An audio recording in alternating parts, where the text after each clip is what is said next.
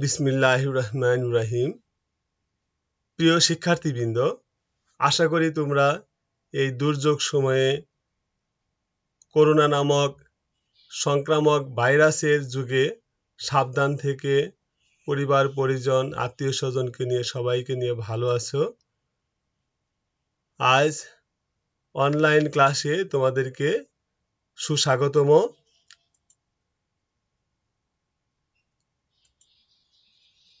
আমি মোহাম্মদ উকিল উদ্দিন, সহকারী অধ্যাপক হিসাব বিজ্ঞান, Lions school and college Rangpur এর পক্ষ থেকে নবম ও দশম শ্রেণীর হিসাব বিজ্ঞান বিষয়ে অধ্যায় অষ্টম থেকে আমরা এক গড়া নগদান বই নিয়ে আলোচনা করব। আজকের পাঠ আমাদের এক গড়া নগদান বই। প্রিয় শিক্ষার্থীবৃন্দ, তোমরা ইতিপূর্বের মতো খাতা কলম পেন্সিল নিয়ে প্রস্তুত থাকবে, কারণ আজকের আলোচনার মধ্যে আমাদের গাণিতিক সমস্যা এবং সমাধান রয়েছে। আশা করি তোমরা তা লিখে রাখবে এবং বারবার সেগুলো অনুশীলন করবে।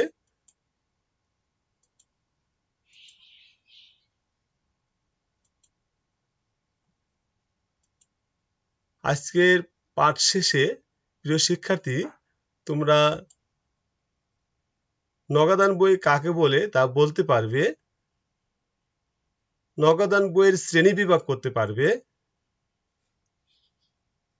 এক গড়া নগদান বই কিভাবে প্রস্তুত করা হয় তা তোমরা প্রস্তুত করতে পারবে।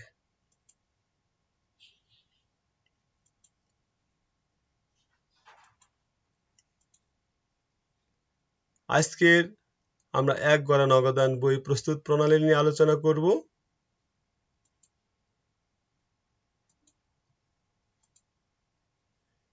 প্রিয় শিক্ষার্থীবৃন্দ, আমরা নগদান বই নিয়ে এখন প্রথমে আলোচনা করে নিচ্ছি। নগদান বই। নগদান বই কাকে বলে তা আলোচনা করার পূর্বে নগদান বই সম্পর্কে আমরা প্রাসঙ্গিক আলোচনা করব। নগদ অর্থ ও ব্যবসা ওতপ্রোতভাবে জড়িত। নগদ অর্থ একটি ব্যবসায়ের জন্য চালিকা শক্তি। একটি ব্যবসায়ের অধিকাংশ লেনদেনগুলো নগদের মাধ্যমে সম্পন্ন হয়ে থাকে। কোনো লেনদেন প্রাথমিক অবস্থায় ধারে হয়ে থাকলেও তা শেষ পর্যন্ত নগদের মাধ্যমে নিষ্পত্তি হয়ে থাকে। ব্যবসায়ের আকার আয়তনের উপর ভিত্তি করে ব্যাংক নগদের সহায়ক ভূমিকা পালন করে থাকে।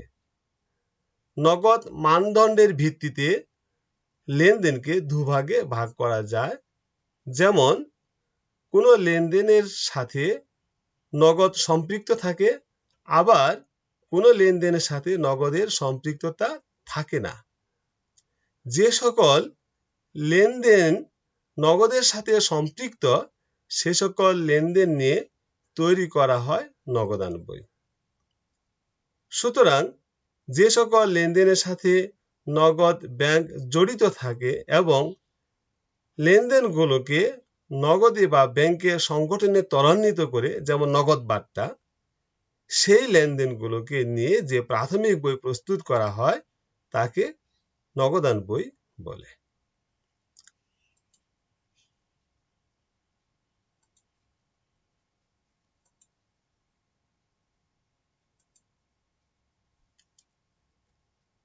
নগদান বইয়ের শ্রেণী বিভাগ। দীর্ঘদিন ধরে প্রচলন অনুযায়ী নগদান বই 4 প্রকার, যথা 1 এক ঘরা নগদান বই, 2 দুঘরা নগদান বই, 3 তিন ঘরা নগদান বই, 4 নম্বর হলো খুচরা নগদান বই। বর্তমান ব্যবসায়ের সর্বাধিক চাহিদা বিবেচনায় আরো 2 ধরনের নগদান বইয়ের প্রচলন আছে। তা হলো 1 নম্বর নগদ প্রাপ্তি জাবেদা, 2 নম্বর নগদ প্রদান জাবেদা। এখানে উল্লেখ করা যায় যে নবম ও দশম শ্রেণীতে খুচরা নগদানের আলোচনা না থাকায় তা বর্তমান পর্যায়ে আলোচনা করার প্রয়োজন হবে না।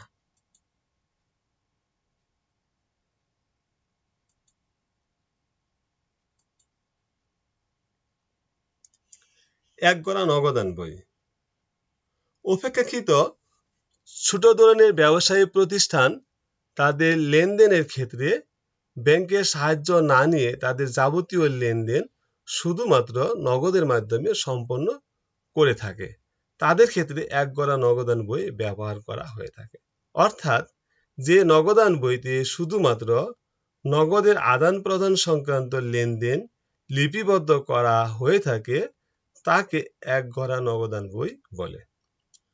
নগদান বইয়ের অঙ্ক সমাধানের সময় বিশেষভাবে মনে রাখতে হবে যে কোনো নগদান বইয়ের অঙ্ক সমাধান করার ক্ষেত্রে ধারে বা অনগদ কোনো লেনদেন নগদান বইতে আসবে না বা বসবে না। তার মানে হলো নগদান বই অঙ্ক করার ক্ষেত্রে যে সকল লেনদেন শুধুমাত্র নগদ আদান প্রদানের মাধ্যমে সম্পন্ন হয় সেই লেনদেনগুলোই নগদান বইতে আসে, অন্য কোনো লেনদেন নগদান বইতে আসে না। যেমন ধারে ক্রয়, ধারে বিক্রয়, পণ্য উত্তোলন, স্থায়ী সম্পদের অপচয়, এই লেনদেনগুলোকে ধারে লেনদেন বা অনগদ লেনদেন বলা হয়ে থাকে। এই লেনদেনগুলো নগদান বইতে আসে না বা নগদান বইতে বসে না। নগদ একটি সম্পত্তিবাচক হিসাব। নগদ একটি সম্পত্তিবাচক হিসাব হিসেবে ব্যবসায় নগদ প্রাপ্তি বা বৃদ্ধি পেলে ডেবিট হয়, যা নগদান বইয়ের ডেবিট পাশে লিখতে হয়। তার মানে নগদ টাকা পাওয়া গেলে কারবারে নগদ টাকা বৃদ্ধি পায় এবং ইহা ডেবিট পাশে লিখতে হয়। ব্যবসায় থেকে নগদ টাকা প্রদান করা হলে নগদ টাকা কমে যায় এবং তা ক্রেডিট হয়, নগদান বইয়ের ক্রেডিট পাশে তা লিখতে হয়। তার মানে আমরা হিসাবের শ্রেণী এবং ডেবিট ক্রেডিট নির্ণয় করার সময় আমরা শিখেছিলাম সম্পত্তিবাচক হিসাব, সম্পদ বৃদ্ধি পেলে ডেবিট এবং সম্পদ হ্রাস পেলে ক্রেডিট। নগদ একটি সম্পত্তিবাচক হিসাব। নগদ টাকা যদি বৃদ্ধি পায় কারবারে তাহলে ডেবিট পাশে বসবে, নগদ টাকা যদি কমে যায় বা হ্রাস পায় তাহলে সেই লেনদেনটি নগদানের ক্রেডিট পাশে বসবে। আমরা একগড়া নগদান বইয়ের একটি নমুনা ছক নিম্নে লক্ষ্য করব। একগড়া নগদান বই সাধারণত ত্রিছকের মাধ্যমে প্রস্তুত করা হয়, যার বাম পাশে 5টি ঘর থাকে এবং ডান পাশে 5টি ঘর থাকে। বাম পাশে 5টি ঘরগুলোর মধ্যে আছে একটি হলো তারিখ, নগদ প্রাপ্তির বিবরণ, রসিদ নং, খতিয়ান পৃষ্ঠা এবং টাকা।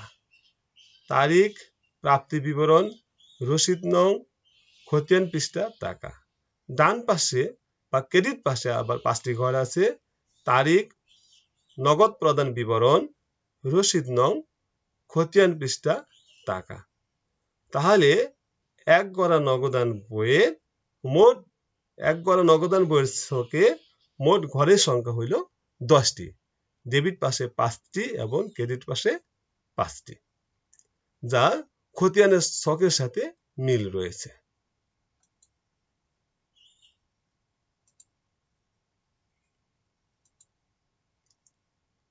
প্রিয় শিক্ষার্থীবৃন্দ, আমরা একটি নগদান বইয়ের উদাহরণ এবং তার সমাধান নিয়ে আলোচনা করব। আমরা এখানে লক্ষ্য করছি একগড়া নগদান বইয়ের একটি উদাহরণে 1 মার্চ 2020 সালে মাসুদের ব্যবসায়ের নগদ জের ছিল 10,000 টাকা। মার্চের 2 তারিখে মৌলিক পাওনা 4,000 টাকা পরিশোধ করা হয়। মার্চের 3 তারিখে মিরাজের নিকট নগদ বিক্রয় 10,000 টাকা। 4 তারিখে নগদে পণ্য ক্রয় 5,000 টাকা।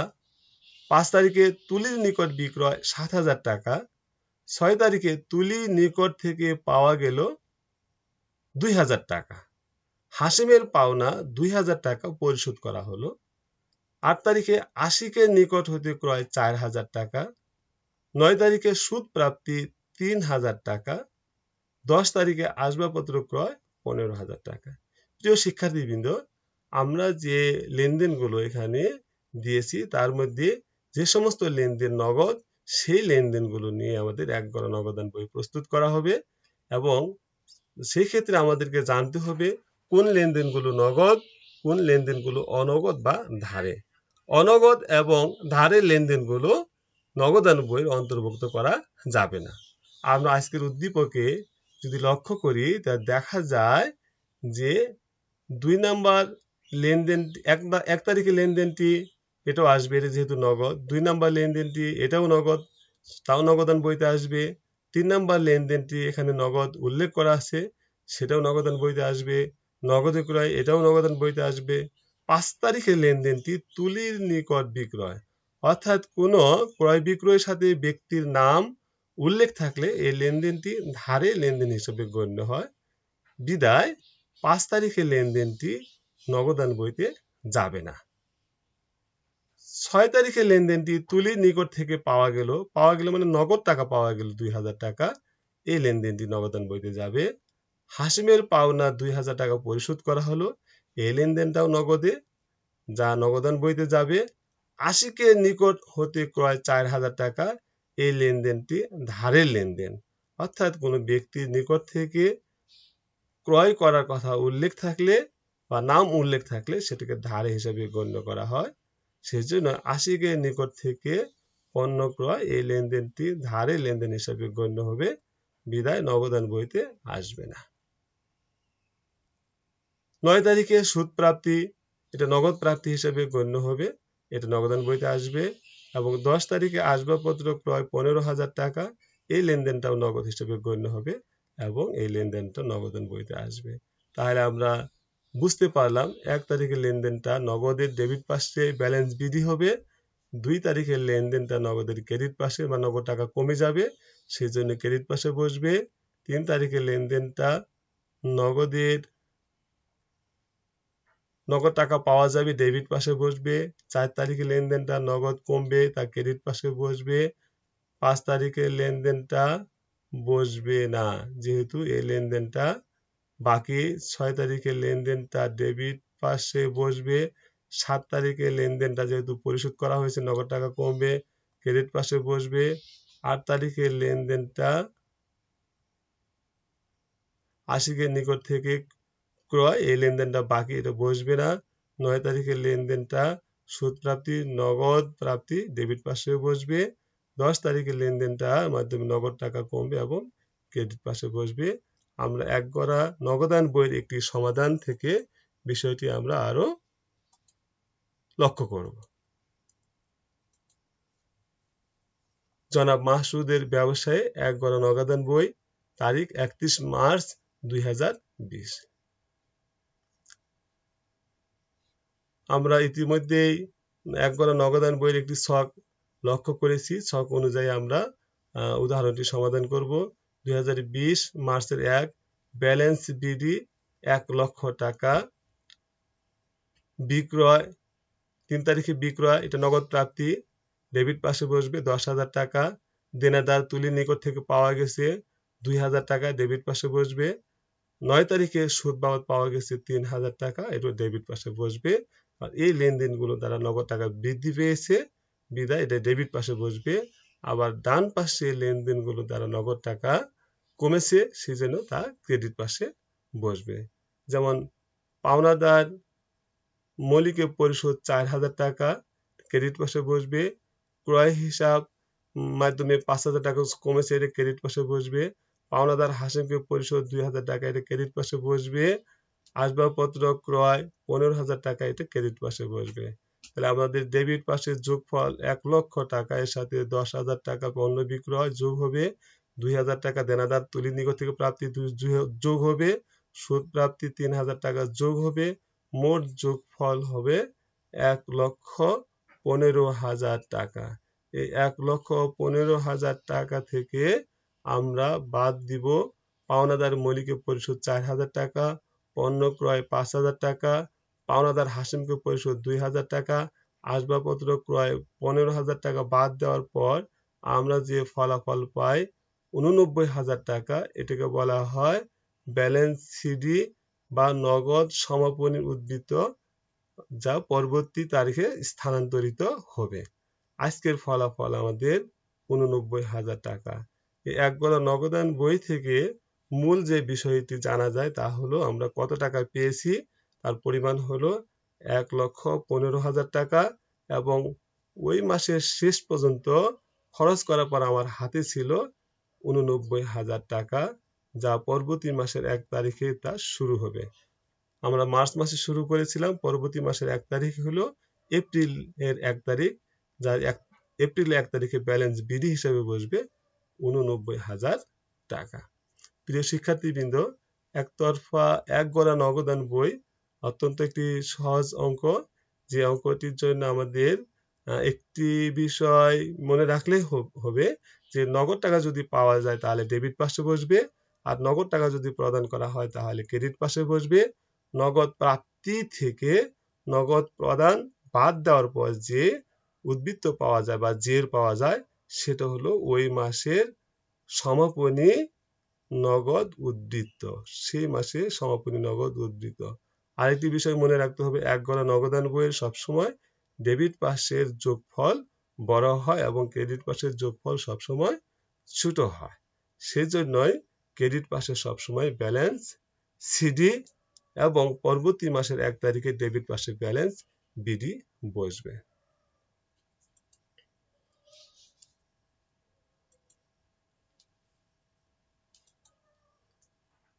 প্রিয় শিক্ষার্থীবৃন্দ, আজকের পাঠ শেষে নগদান বই কাকে বলে তোমরা বলবে ইনশাল্লাহ।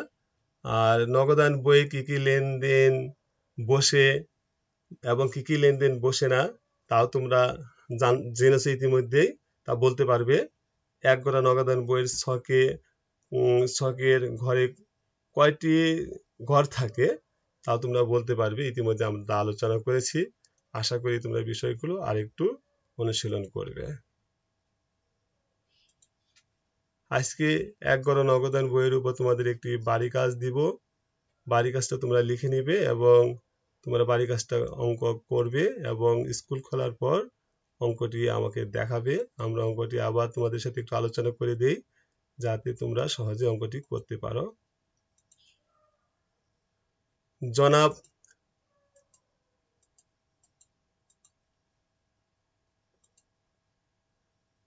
মনির ব্যবসায়ের মে মাসে 2020 সালে লেনদেনগুলো ছিল নিম্নরূপ। মে মাসের 1 তারিখে নগদ উদ্বৃত্ত পরিমাণ ছিল 50,000 টাকা, যা ব্যালেন্স বিডি হিসেবে বসবে, এবং 2 তারিখে পণ্য ক্রয় 10,000 টাকা, এর মধ্যে নগদ টাকা কমে যায়, তা ক্রেডিট পাশে বসবে। 3 তারিখে মের 3 তারিখ নগদে পণ্য বিক্রয় বা পণ্য বিক্রয় 20,000 টাকা নগদ প্রাপ্তি, যা ডেবিট পাশে বসবে। ব্যাংকে জমা 30,000 টাকা, তাতে নগদ টাকা কমে যাবে, এটা ক্রেডিট পাশে বসবে। মের 5 তারিখে ভাড়া প্রদান 5,000 টাকা, এর মাধ্যমে নগদ টাকা কমবে, এটা ক্রেডিট পাশে বসবে। আসবাবপত্র প্রায় 20,000 টাকা, এর মাধ্যমে কারবারে নগদ টাকা কমবে এবং ক্রেডিট পাশে বসবে। বেতন প্রদান 5,000 টাকা, এখানে নগদ টাকা কমবে, যা নগদান বইয়ের ক্রেডিট পাশে বসবে। ব্যাংক থেকে উত্তোলন 10,000 টাকা, যার মাধ্যমে নগদ টাকা বাড়বে, নগদান বইয়ের ডেবিট পাশে বসবে। আমি আশা করি উপরোক্ত লেনদেনের ভিত্তিতে তোমরা একটি এক গড়া নগদান বই প্রস্তুত করতে পারবে এবং অঙ্কটি তোমাদের কোনো সমস্যা হবে না, আমি এই প্রত্যাশা রাখি। এবং তোমাদের জন্য আমি বলবো যে তোমরা স্বাস্থ্যবিধি যথাযথভাবে মেনে চলবে এবং অপরকে এই বিষয়ে সজাগ করবে। তোমরা আগামী দিনের জন্য দেশের মঙ্গল করবে এবং তোমরা আগামী দিনের ভবিষ্যৎ হিসেবে নিজেদের সেইভাবে তৈরি করবে, এই প্রত্যাশা রেখে তোমাদের সকলকে আমি ধন্যবাদ জানাই। আগামী দিনের ক্লাসের আমি আবার স্বাগতম জানাই।